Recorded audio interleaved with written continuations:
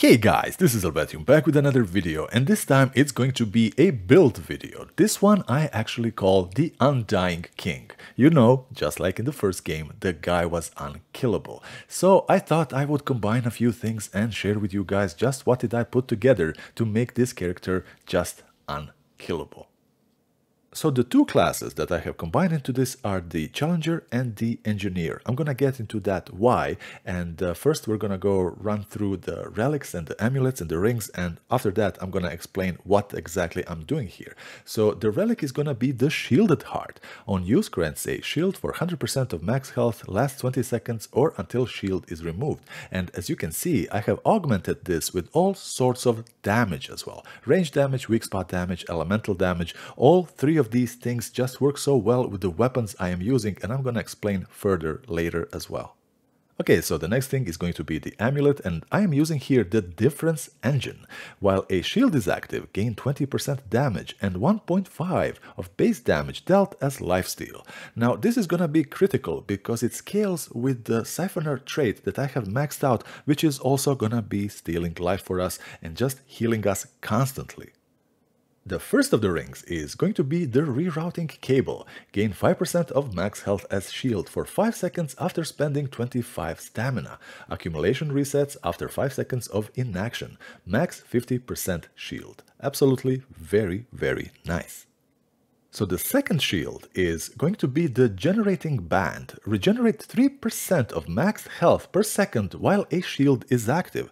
Now this is again gonna be absolutely massive, and all of this is just gonna be enhanced by the final ring that I have equipped, and also scales really well with the previous ring where it just scales with the movement, because while you are moving or dodging, you are gonna be spending stamina, and all of this together is just gonna be performing such perfect cohesion. And onwards to the final ring.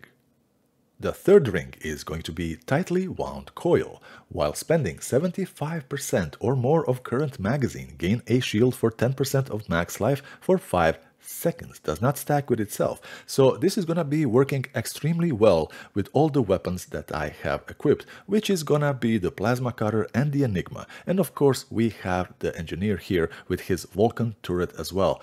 Simply phenomenal combination. So the final ring that kind of puts a bow tie on the combination of the rings I have is going to be the Vacuum Seal. Increases automatic pickup range for scrap by 100%.